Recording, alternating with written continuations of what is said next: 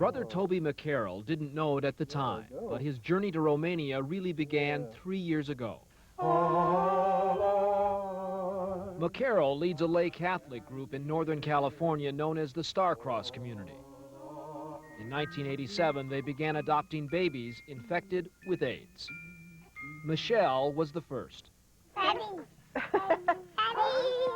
She's now 4.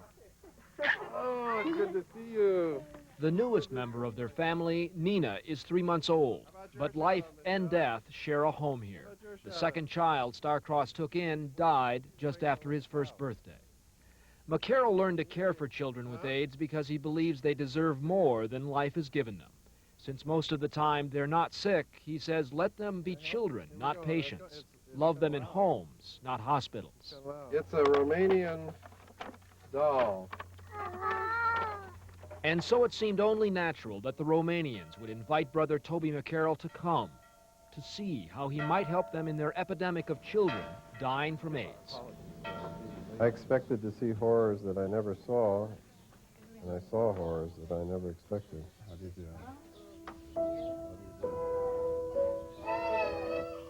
You're talking about the highest number of children with AIDS any place on this planet.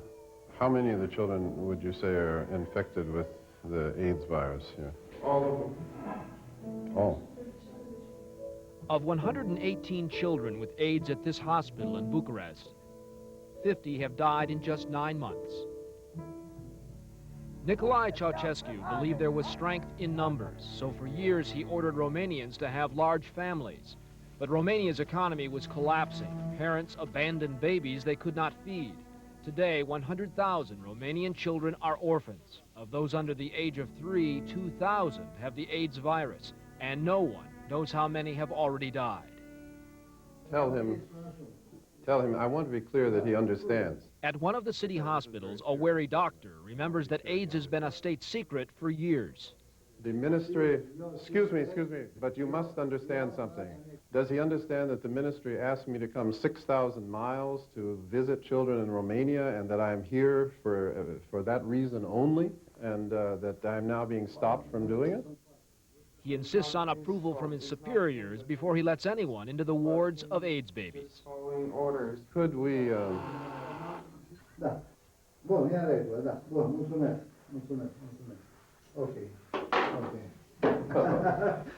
Thank you. Thank you. These kids, they were badly nourished, so they had to be fed intravenous with blood. Is it right after birth? Yeah, in the first period of life. It's monstrous. God bless you, little one. God bless you.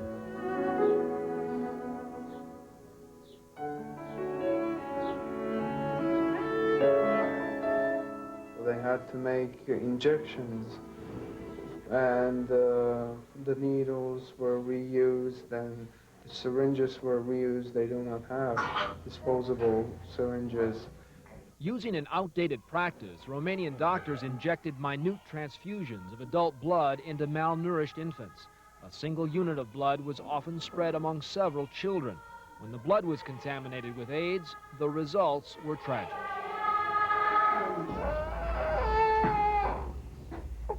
Until mid-January, nobody tested the blood samples when you donated blood. Yeah. But since the last regime was not pretty keen on having AIDS in Romania, they didn't declare it for a while. Well, I have to put you down. This is very rough for me, so let's... oh, you don't want to go down. Okay.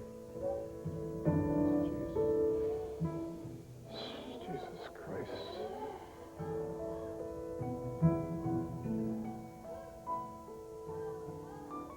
We have got to solve this problem. This epidemic is perhaps most horrific in Constanta, a busy port on the Caspian Sea. Nearly a third of the abandoned children here have AIDS. It's believed the sailors pass along the virus. I guess that's the ultimate thing that we have to give, is to make sure that children don't die among strangers. I really hope I see you again. We gotta do better than this. We gotta do better than this. Yeah. Yeah, you have one too. I have a nose, you have a nose. All God's children have noses. Yeah, that's right. How the hell a kid can smile through all this?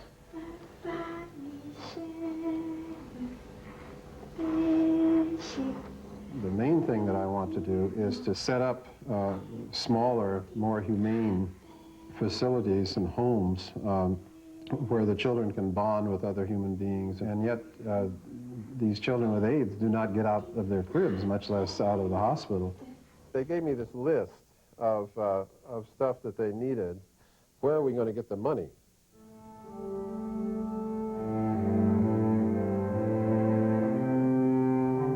In frustration, Toby McCarroll seeks a sanctuary. Faces just run in front of my mind's eye continually, faces of the children. What I found in prayer helped. I will not leave you orphans. I am going now, but I will come back to you, and your hearts will rejoice. The next time I come, I'm not going to leave any kids. Bye-bye. Oh, this is horrible. There's just a feeling you have. It's a feeling like you walk through that door and it's written on the door. The world doesn't have to come in here. This is a forgetting zone. There's some tragedy, and we'll handle these kids humanely, but then they'll be forgotten, and don't bother yourself about this. The hospital in Chernovoda is for older infants, children over 3. Half of the 200 sick children here have AIDS, but their conditions are stable. Their heads are shaved to prevent lice and infection. You have that little cap on because of lice, I bet, huh? But the cap looks very pretty on you. Yes, it does. Yes, it does. How many children have died here? Eu știu deocamdată de 6 sau 7. This nurse at the hospital had recently buried 5 3-year-olds. It may seem like God has forgotten us. But he hasn't. He hasn't.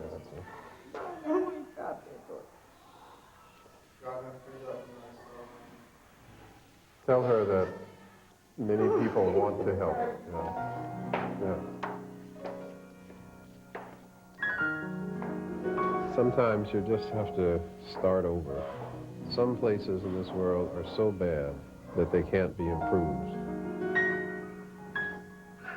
Could you ask the children like this, do they get outside? Some, the ones that are strong like this? Right? Never out. Never outside? Never outside. It's a little scary out here, huh? It's a little scary. Boy, I love doing this. Oh, listen, you'll get used to it. Absolutely, I tell you, you'll get used to it. I've been doing it for 60 years. I really believe that God has not forgotten Romania, has not forgotten these children. But I also very much believe that it's the ordinary people all over the world that are going to have to be the hands of God to heal what is happening here. You're beginning to get hooked on this. Stay close.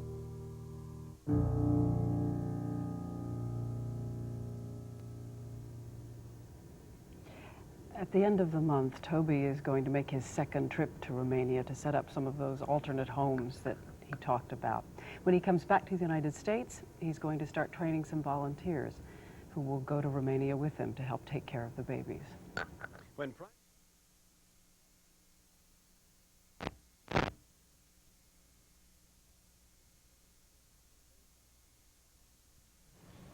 Last week, we introduced you to a man named Toby McCarroll. You'll remember he's the lay minister who traveled to Romania to bring love to AIDS babies who have no one else to love them, to hug all the children who have no one to touch them. Well, during this past week, we received hundreds and hundreds of phone calls and letters from all of you. Some offered money, some offered time, and a lot of them just asked for more information.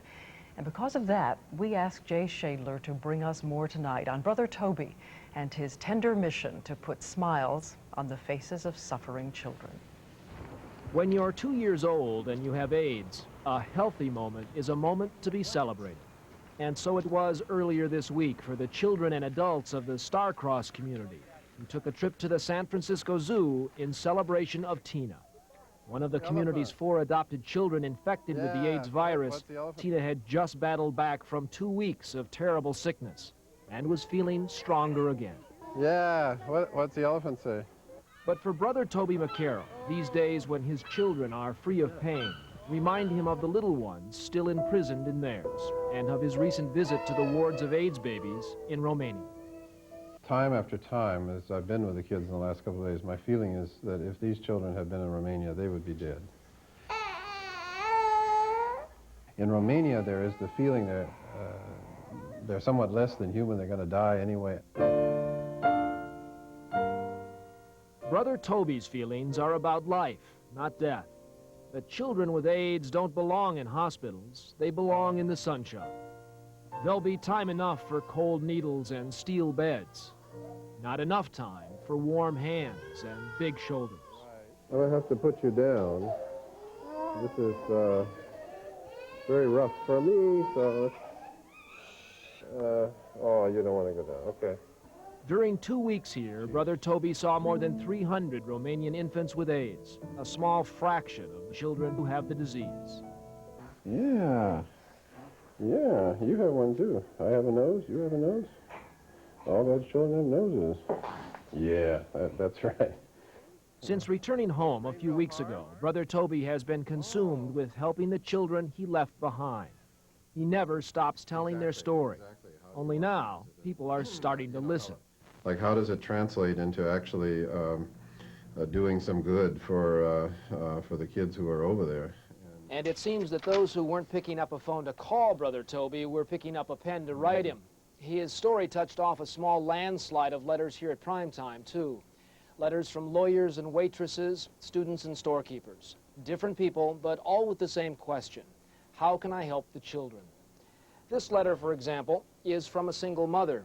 And she writes, I can cook, clean, comfort, and hug. And I read a good bedtime story, too.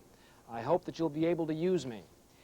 And a bank executive writes, to turn our backs on these children is to turn our backs on ourselves. I have a big heart, a steady hand, and a strong back. I also know a lot of children's songs and games, although I have been accused of singing off key. My lap is large and made for rocking children. Our purpose, I think, is to convince the world that these children are humans and are worth investing in. And we do it by example, by taking care of the kids ourselves. Teaching by example. That's what Brother Toby and these 6 volunteers will try to do. Yesterday, he gathered them together for their first lesson in what will be 2 months of training. Learning to care for the children living with AIDS, learning to cope with the harsh realities of working in Romania. That done, they will leave their lives here to spend at least 6 months over there. The banker, Karen Theobald. People always say, why?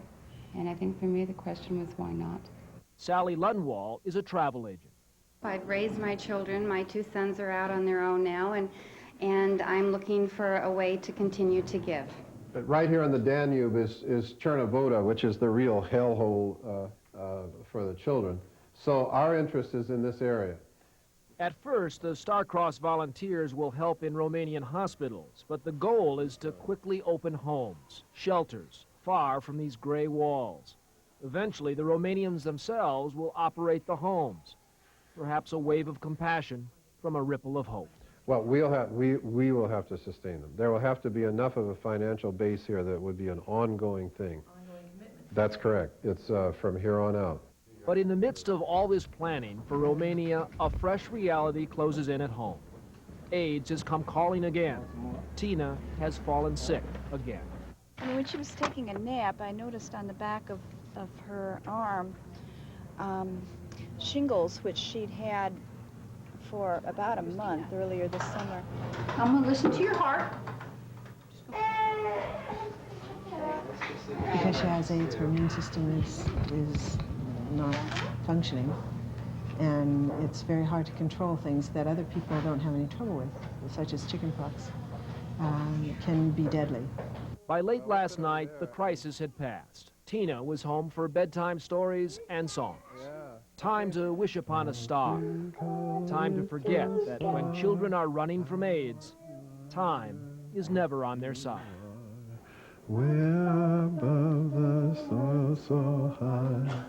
I don't want to live in a world where we can just forget a couple of thousand children and look the other way until sometime when someone tells us, oh, okay, open your eyes, they're dead now. You got somebody? Brother Toby joins us now, live from his farm in Annapolis, California. Brother Toby, there's clearly a lot of heart out there, but does it translate into practical help for you? What kind of commitment do you want from people who want to volunteer? Well, we need very flexible people, obviously. We don't know what the future is going to hold. We need people who can put aside any self-interest and just focus on the needs of the children. But I think, Diane, the underlying thing is we need people who are not afraid to cry and who are not afraid to keep on going. What's the minimum amount of time that you think is worth it? Well, I really think we have to have people who are able to give at least 6 months, and hopefully more than that.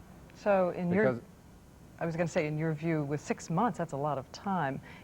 Does money make more sense than an offer to volunteer at this point?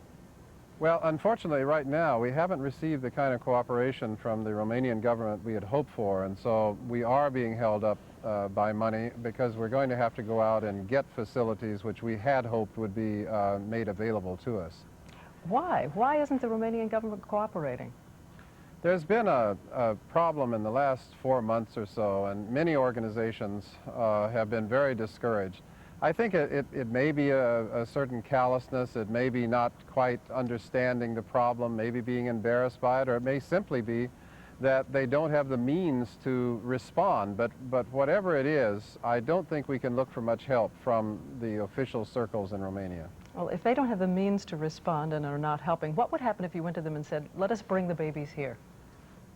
Well, I think that they would probably agree. I think the problem there would be getting our own government to agree to, especially to the medical expenses that might come involved with it. The Romanians were very happy to have many of the children adopted. I think they would not resist having children with AIDS leave their country, but I think we'd have a lot of trouble in this country getting legislation. Just to be clear now, before we leave you, you want the letters to keep coming, you still want the volunteers, You're going to train them. Yeah, there's no limit to how many people we need, and we want everything to keep coming. AIDS, any part of the AIDS epidemic is a very lonely business, and this kind of outpouring, which I think says a lot not only about Romania, but also about the nature of caring Americans, it has really meant a lot to us. How is Tina tonight? Well, Tina was fine. She, as I came to meet with you, she was having her third dinner of the evening, and so I think she's okay. Her medication has increased, but we're all together here tonight, and that's the important thing. Well, we wish a blessing for her and for all your work. Thank you very much.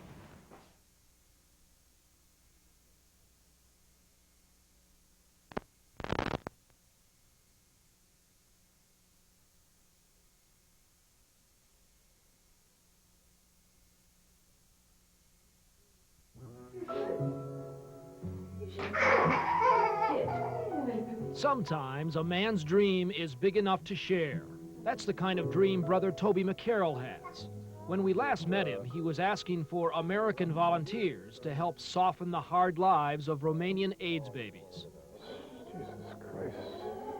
We have got to solve this problem.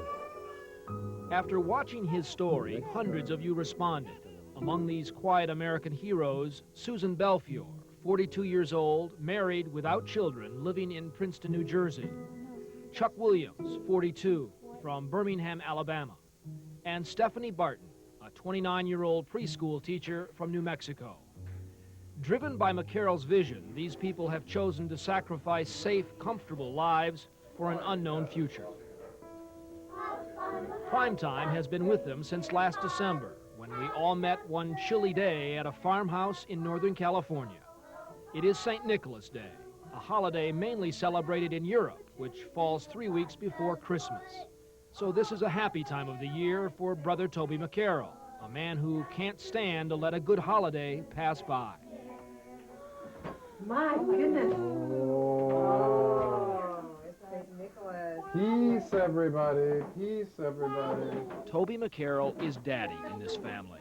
Sister Marty Aguilar and Sister Julie DeRossi are the mothers. All 5 children are adopted. 4 of them were born with the AIDS virus. Holly, my list says you've been sitting up. These children are American-born, but they inspired McCarroll's efforts to improve the lives of infants with AIDS in Romania. For Tina, you're welcome.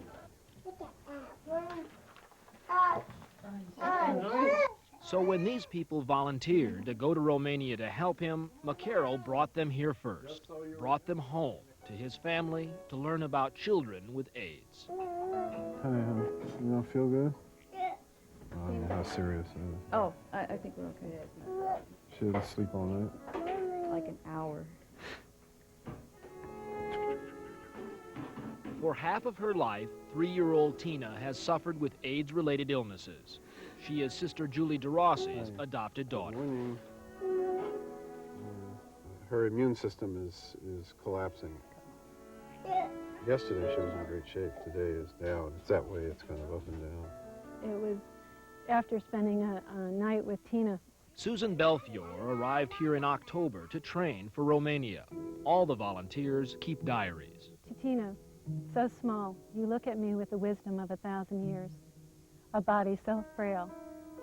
How have you learned to withstand the pain of what we do not know? When Susan and her husband saw the story we aired on Brother Toby McCarroll, she could not resist. I turned to him at the end and I said, "Do you think I should go?" He said yes. Toby speaks of it as the call. Stephanie Barton was the first of the volunteers to arrive at Starcross. I think for the people who are here and who are going, once we got the call, there didn't seem to be a choice. But December is also the busiest time of the year at Starcross because it's a working Christmas tree farm. By profession, Chuck Williams is a land surveyor, but when he saw McCarroll on television, he wrote him a letter. "When I saw you walking with that child in the yard," he wrote, "it struck me like a cannon, and I decided that if I could help these children, then I would dedicate myself to that effort." Sa impin plat cheva. That's an S again. Okay, by all means. I like this one. That's a good idea. Your idea, Buna. The decision to go to Romania is a natural extension of the Starcross philosophy of helping children, especially sick children. Brother Toby McCarroll believes too many infants with AIDS are simply forgotten, that they have the right to be touched and cared for and loved. And the best way to do that is to create new Starcross families in Romania. So why not bring the children here to the U.S.? You can't. U.S. immigration law forbids anyone who carries the AIDS virus, even a child, from entering the United States. Aside from feeding the kids, the most important thing that you'll be doing is holding and nurturing. And if you end up in a situation where you've got 5 of them round the clock or something, you might have to make yourself a schedule so that everybody gets held at least 3 hours a day. During 2 months of preparing for Romania, Sister Julie delivered informal seminars on the Starcross philosophy of parenting, sort of a common-sense mix of basic pediatrics and cautionary advice about AIDS. If you have blood spills on counters or on changing tables, just a weak solution of bleach, we'll clean it up. Even if it were to dry hard without being cleaned up, the virus itself would be dead within an hour. Still, all here is not as ideal as it might seem. Just grab on. We got to get over in a hurry. Where are we going? Get on and you'll find out. By his own admission, McCarroll is short-tempered. A man happiest living a private, monkish life. A man better with children than adults. But then came his passion to help Romania. And Starcross was caught unprepared for the avalanche of support and offers of help. Volunteers Stephanie Barton. I get so frustrated with work sometimes that I hate Brother Toby. He runs me ragged. At times I'd love to scream at him out of anger. Some volunteers left because they say they were treated poorly. McCarroll rejected others outright, even though they had already quit their jobs and uprooted their lives and paid their own ways to California. And yet, while Brother Toby is hard and judgmental, he still is someone who gets things done. things are getting done. We just couldn't wait and take our sweet time about things when the kids there are living in such subhuman conditions. Sister Marty Aguilar. That's a very powerful image that I have lived with now since we began this, of being haunted by children who need a family. By January, they were ready for Romania. This time, with Tina's illness, it was very hard for me to come because my feeling was, this is my family, there's someone sick. Am I seeing her for the last time? They arrived at Post Cura 4, a 35-crib extension hospital in the port city of Constanza. This would be their home. The health ministry moved the infants here, all abandoned and all HIV positive, to the first floor and turned over the second floor to Starcross. Susan and Stephanie will be mothers to 5 children each. The volunteers promised to stay at least 4 months. Then some will be replaced by a new group of volunteers turned mothers. I think there's some things they're not facing. They need to be cleaned up, kids. I think they're going to get very deeply involved with these children, and I think that will be extremely hard, harder on them than on the children. At last, they met the infants of Post Cura 4. For McCarroll, it was a reunion. You're okay.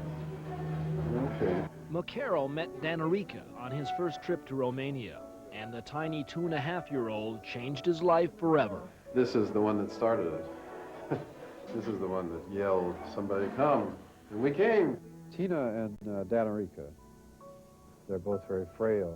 They live around the globe from each other, and yet they are sisters in a damn cruel world.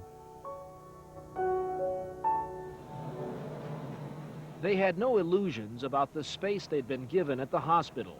Poor plumbing, little or no heat, unreliable medical and food sources. But Starcross hopes soon to move out of these stark quarters and build its own homes for its families and volunteers on a patch of nearby land. In the meantime, McCarroll gives the group a final lesson in final days. How can you handle the dying? The central thing for us is not the dying, but the living.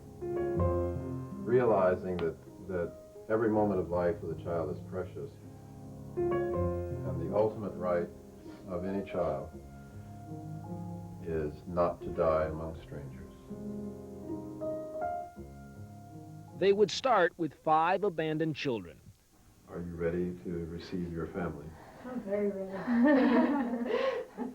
Susan would act as mother for the first family. The first children came literally from the wards downstairs. They were chosen not because of their health, how good or how bad, but for their personalities. 3-year-old Janusz was first. They thought his fearless spirit would comfort the other infants. He's the leader. He's the absolute leader. It's like his only concern was what took you so long. Welcome home. Little Ramona came next. Oh. Can you hear me? I can hear you fine now. In a call home to California that night, McCarroll describes the other children in his new family. Then we brought Danarica, which was, very special for me. Good. Okay, kiddo.